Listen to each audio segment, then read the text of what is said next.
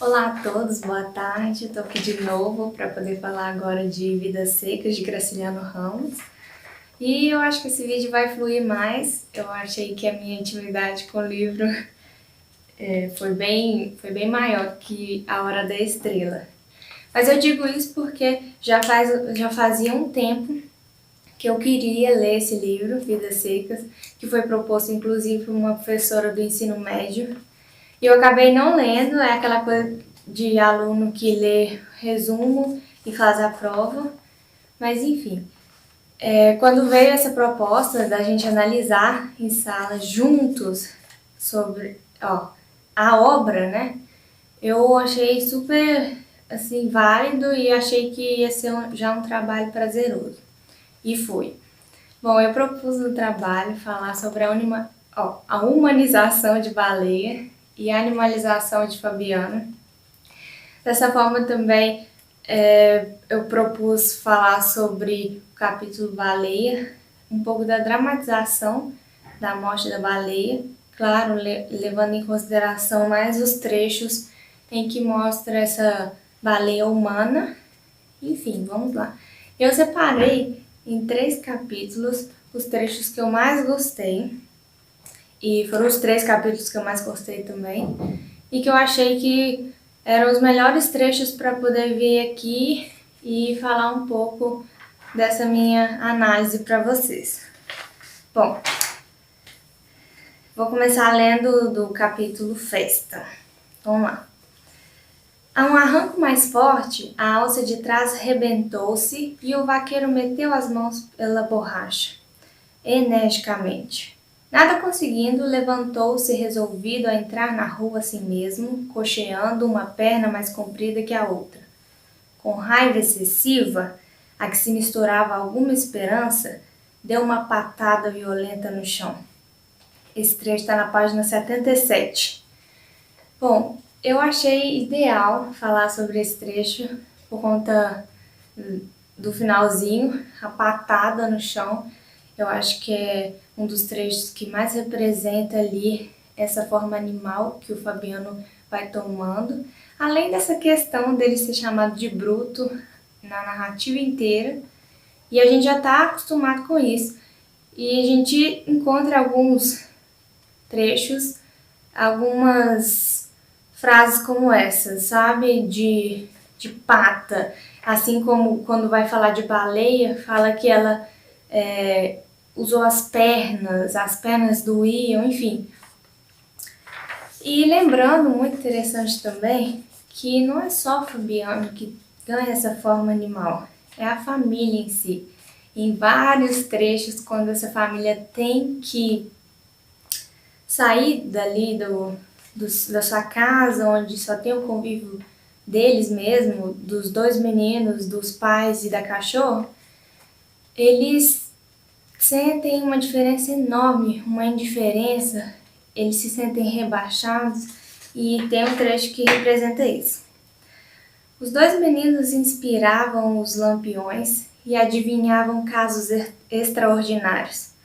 Não sentiam curiosidade, sentiam medo, e por isso pisavam devagar, receando chamar a atenção das pessoas.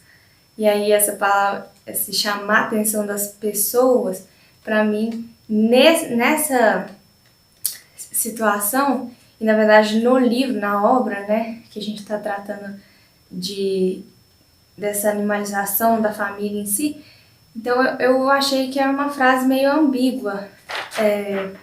O caso, receando chamar a atenção das pessoas, ou porque eles eram de uma família assim que para a sociedade não vale nada, é invisível, está marginalizado, está à margem da sociedade. E também, essa questão de eles são bichos, eles sabem lidar com bichos, e aí eles não querem chamar a atenção das pessoas. Bom, chegaram à igreja, entraram. Baleia ficou passeando na calçada, olhando a rua inquieta. Na opinião dela, Tudo deveria estar no escuro porque era noite e a gente que andava no quadro precisava deitar-se. Página 78. Aqui eu até grifei, eu vou colocar na opinião dela. Tá falando de baleia. Então aqui mostra um pouco dessa ascensão de baleia à humana. Sentir-se rodeado de inimigos. Trampo, envolver-se em questões e acabar mal à noite. Página 80. Sentir-se rodeado de inimigos. Isso eu quero falar porque no capítulo em si, ele tá já meio bêbado, meio tonto. E aí ele tá com medo do soldado amarelo aparecer e fazer alguma besteira. E essa frase aqui é essa questão da irracionalidade de Fabiano. Ele é muito levado pelo momento, sabe? Ele não pensa para fazer as coisas. Então, quando mostra que sentir-se rodeado de inimigos, também tem aquela questão de ele achar que está sempre sendo perseguido e que as pessoas estão sempre contra ele, passando a perna nele. Comparando-se aos tipos da cidade, Fabiano reconhecia-se inferior. Por isso, desconfiava que os outros mangavam dele. Página 80. Outro exemplo do Fabiano. Aqui o narrador mostra que ele se sente inferior e ele sabe que ele é inferior quando ele está perto daquela gente. E outro trecho fala assim: todos lhe davam prejuízo. Os caixeiros, os comerciantes e o proprietário tiravam-lhe o couro. E os que não tinham negócio com ele riam vendo-o passar nas ruas, tropeçando. Então eu achei interessantíssimo trazer esse trecho também, porque um completa o outro, que fala dele se reconhecer inferior, e aí mostra os exemplos de que todas as relações dele têm algo contra ele, estão sempre tentando tirar proveito não digo inocência, mas da ignorância, né, por não ter estudado. Outro trecho fala assim: andou entre as barracas, emproado, atirando coices no chão, aquilo que lembra as patatas violentas no chão. Então é outra frase que mostra que o Fabiano ele ganha essa forma animal durante a obra. E a última, para poder acabar esse capítulo, fala assim: e Fabiano foi esconder-se por detrás das barracas, para lá dos tabuleiros de doce. Estava disposto a esbagaçar-se, mas havia nele um resto de prudência. Ali podia irritar-se, dirigir ameaças e desaforos a inimigos invisíveis. E aí mostra essa realmente irracionalidade dele e essa falta de realmente pensar que se ele arrumar uma encrenca ali, pode dar ruim para ele. O vocabulário dele era pequeno, mas em horas de comunicabilidade enriquecia-se com algumas expressões de seu Tomás da Bolandeira. O Fabiano, sempre que ele vai conversar com alguém de fora, ele tem essa coisa de lembrar do seu Tomás da Bolandeira. Porque o seu Tomás da Bolandeira é um ícone, né? Para ele e para a Vitória, o seu Tomás da Bolandeira é uma inspiração, que ele, como fala, ele solta cultura só de passar. E aí outro trecho, que quando ele está indo ele está sendo preso, na verdade, e aí o soldado amarelo aborda ele na rua, quando ele tá tentando ir para casa, porque ele já tá meio bêbado também. E aí foi assim, o soldado amarelo coloca a botina dele assim em cima do pé de Fabiano, e aí tem a fala: veja que é mole e quente pé de gente. Outro trecho que mostra essa forma animal do Fabiano. E outra: Fabiano marchou desorientado, entrou na cadeia, ouviu sem compreender uma acusação medonha e não se defendeu. Bom, Esse trecho, para mim, é um dos mais interessantes, porque o Fabiano, ele não consegue se defender. Ele não consegue, no momento que ele está sendo julgado, que as pessoas estão, de certa forma, pisando nele, usando da ignorância dele para poder, né, passar a perna nele. E ele me lembra a figura de um cão mesmo, de um animal, que quando está sendo xingado injustamente, não consegue se defender, não tem palavras, ele não consegue falar. Então, para mim, é outra evidência dessa animalização de Fabiano durante a obra. Aí fala assim: havia muitas coisas, ele não podia explicá-las, mas havia. Ou seja, ele não tem palavras para aquilo. As palavras dele são parcas, né? E então ele não consegue se defender. E aí que lembro de novo do seu Tomás da Bolandeira. Porque o Fabiano, sempre que ele também está numa enrascada, ele tenta lembrar das palavras do seu Tomás da Bolandeira e lembra dele em si, porque aí ele, como ele fala, seu Tomás da Bolandeira saberia sair dessa situação. E aí me lembra o ciclo que essa história se dá, dessa ignorância por não ter estudado, por não ter oportunidade. Mas me lembra um outro vídeo que eu vi no final do ensino médio, uma professora muito especial para mim, que foi minha professora de geografia e depois foi minha professora de atualidades. E ela passou um vídeo que, se não me engano, chama Vida Maria. E esse vídeo é muito interessante, que mostra um pouco do ciclo proposto pela obra de Graciliano Ramos. Por quê? Porque começa o vídeo com a menininha chamada Maria José tentando lá escrever seu nome várias vezes, ou seja, como chama? Iniciando aquela, demonstrando vontade pelo estudo. E, se não me engano, ela é uma das últimas filhas da mãe dela, né? Diversos filhos, que representa essa questão do sertão, né? E ela tá lá tentando escrever, e a mãe percebe que ela tá lá escrevendo, chega lá: ô Maria, vai lá, você tá aí fazendo nada, fica aí tentando desenhar nome, vai lá fora arrumar o que fazer. E aí a Maria vai, e aí é muito legal esse curta-metragem, que a câmera vai numa coisa, na hora que volta já deu uma andada no tempo do vídeo. Então essa Maria, ela encontra algo para fazer, e aí na hora que mostra o rosto dela, já tá crescendo. Ou seja, não estudou, tá crescendo, tá trabalhando até, e aí começa o ciclo, porque ela casa, aí ela tem a filha, e aí o curta-metragem ele termina assim, mostrando o livro numa passagem, que essa menininha já chamava Maria de Lourdes. Aí vem Maria de Lourdes, Maria José, e aí vem as outras Marias que tentaram, que iniciaram, que mostraram essa vontade de mudança por meio dos estudos e não conseguiram. E é engraçado que enquanto a gente está vendo o curta-metragem, tem aquela sensação de que alguma hora aquele ciclo ali vai terminar. E não, e termina da mesma forma que começou.